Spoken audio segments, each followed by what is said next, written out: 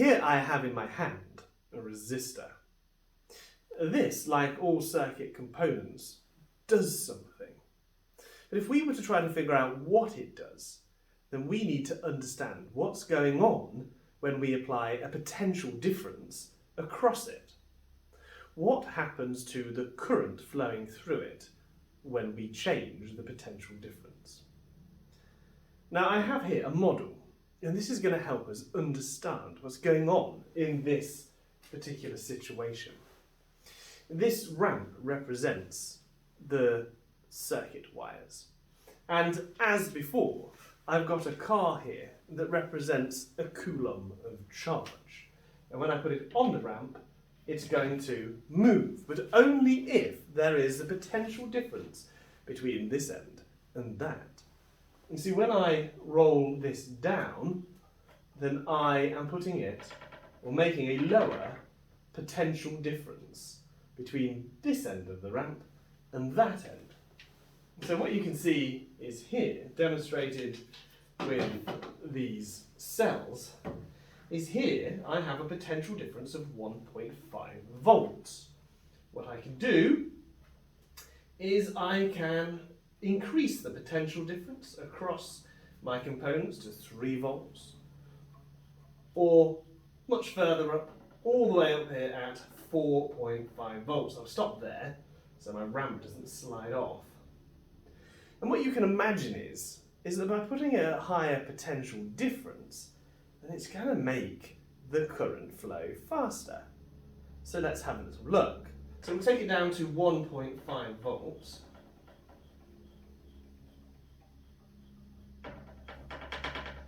Over here, 1.5 volts. What happens to our coulomb of charge?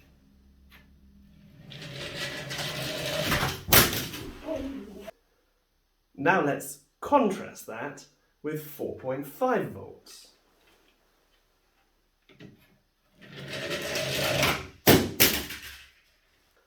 The greater the potential difference, the more current that flows.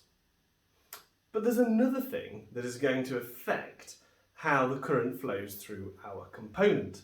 And it's not to do with anything being done to the component by the battery. It is how the component itself responds to the current flowing through it. What I've got here, I've got 2 boards now. One of them is covered in sandpaper and the other one is smooth plastic.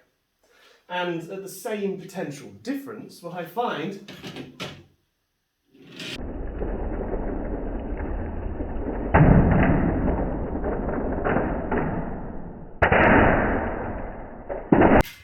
is that the plastic had a higher current than the sandpaper.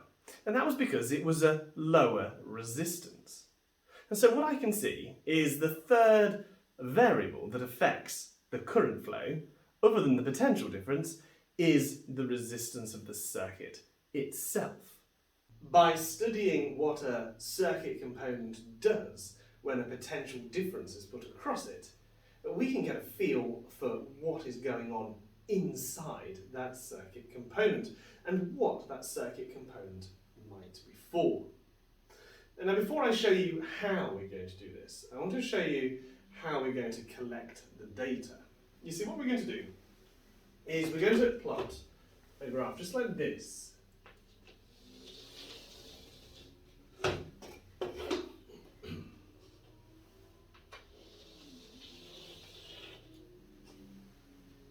We must first decide what we're going to put on these axes. Now, a really important thing here is that we are going to change the potential difference that our circuit components are under. And so that must go on the x-axis, as it is the independent variable. So the potential difference would go on this axis, with 0 here, and, for example, plus 6 volts there, and minus 6 volts there. Now it's confusing as to how these cells that go from 0 to 6 volts could have any values that go down into the negative numbers. Well, actually, when I get all the way down to 0, if I started to turn my batteries around, what I can actually do is start to draw current back through the circuit the opposite way. So what I've done is I've left space for that on my axes here. You can see that we've got a positive potential difference with all of the cells pushing the electricity one way, and a negative potential difference here, drawing it the other way. And so on the y-axis, we want to see how the current responds to our change. And so we have current on this axis, measured in amps. And what we could have is anything up to, say, it doesn't really matter what the numbers are, but 5 amps up here, and minus 5 amps down here. How is it that we would get a negative current? Well, that is just simply current flowing the other way. If we plug the cells in backwards, then we expect current to be drawn backwards through our circuit. So let's take a look at this apparatus and see if it works.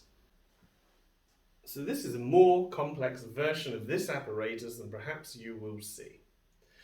All it basically does is allow you to vary the potential difference across a component to see how the current flows. Here we have a power supply of 4 cells. So that we don't have to change this wire to go and change the amount of potential difference, we've made that easier by putting in a variable resistor at this stage. All this does is enables the amount of potential difference across this next part of the circuit to be adjusted with just a slide of this resistor. It's essentially like a dimmer switch in our circuit, changing the amount of potential difference that this component here experiences. The next thing in this circuit is this. Now this will not feature in any other experiment you'll have seen. This actually is a switch to reverse the direction. So instead of having to unplug my cells and turn them all the way around, I can change the polarity of my circuit just by clicking a switch like that. And that essentially switches all of these cells backwards from their original direction. You may notice that I've got a data logger right next to my component.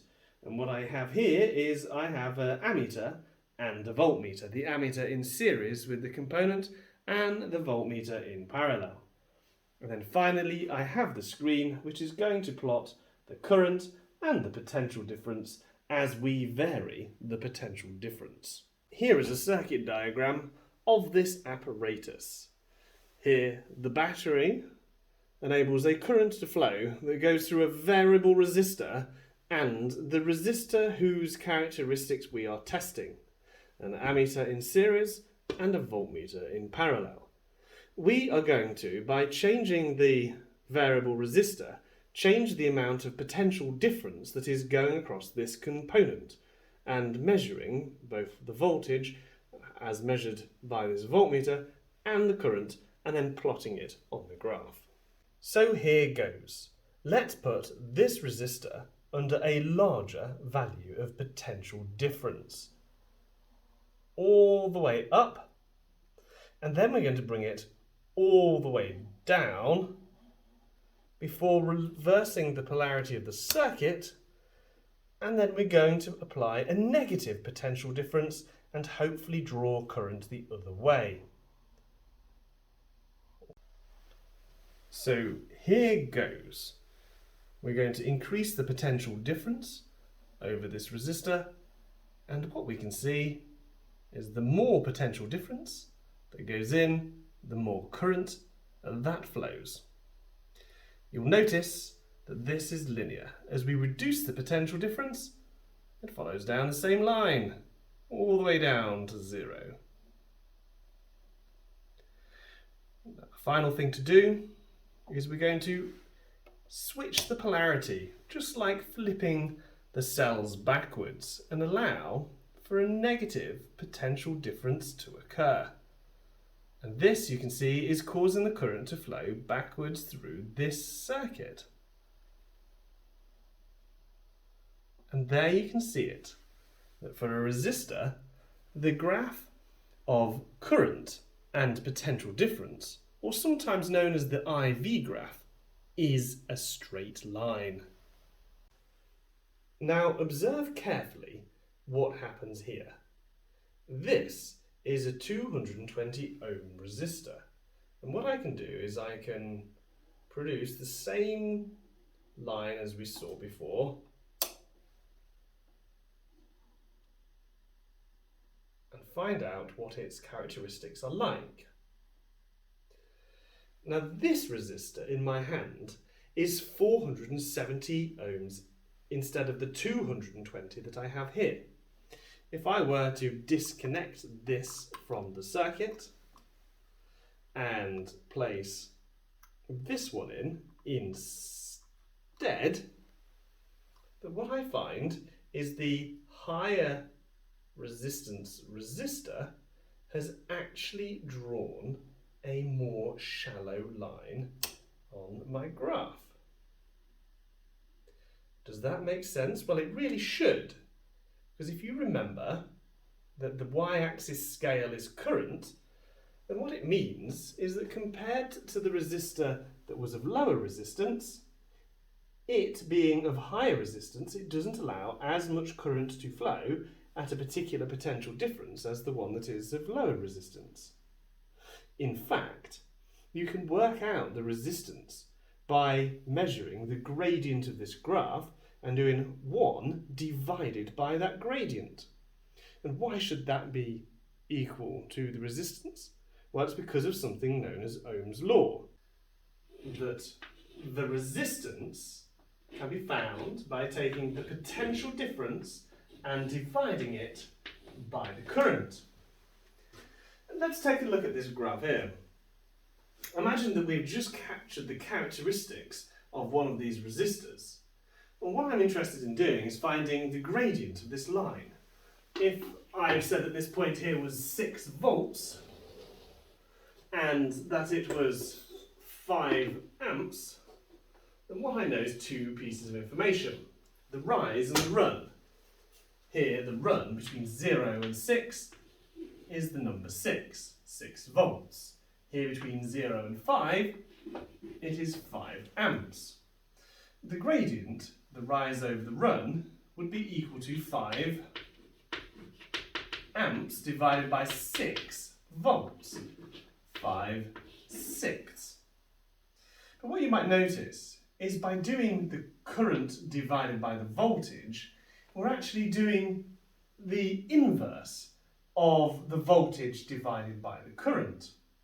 If we did 1 divided by the voltage divided by the current, then we would have that equal to the current divided by the voltage. Now that is the gradient of our graph. The current divided by the voltage is the gradient. And one final step: if V divided by I is equal to the resistance, then 1 divided by the resistance is equal to our gradient. The steeper the line, the lower the resistance. The shallower the line, the greater the resistance. Now I'm curious to find out what happens to this light bulb in the same circuit. So here, I'm going to very slowly increase the potential difference that it is exposed to.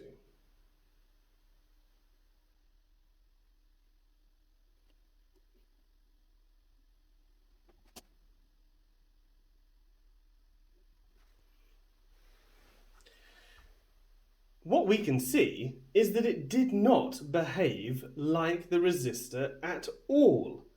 It was not linear. And even though it went through the origin, you can see that there was definitely a curve in this graph. You can see that to start with, it was very steep, indicating a very low resistance. But at about this point here, the line started to become more shallow, indicating a greater resistance.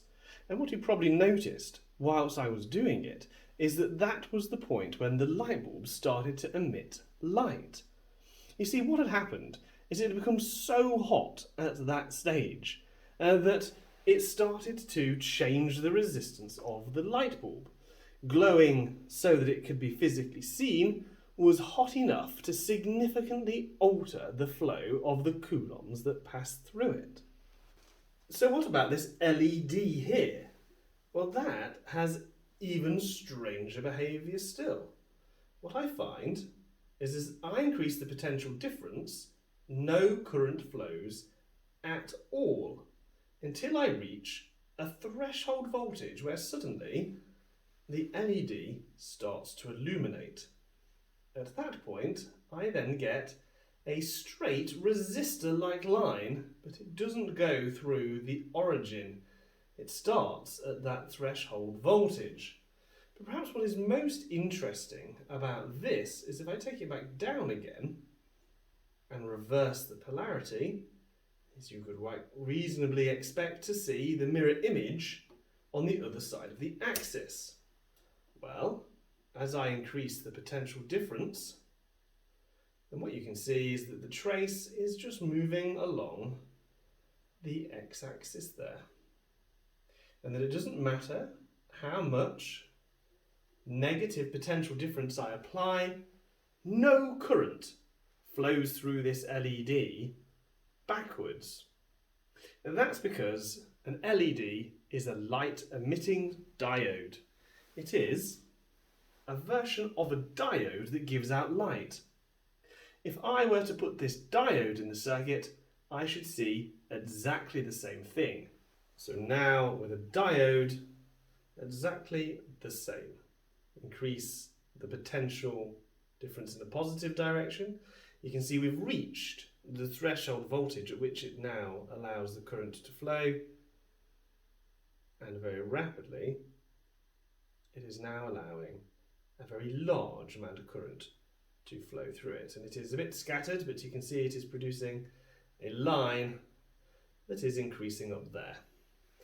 If I were to bring it back down, what I would find is that when I reverse the polarity to make a negative potential difference, that I now see that again, no current at all flows through this component.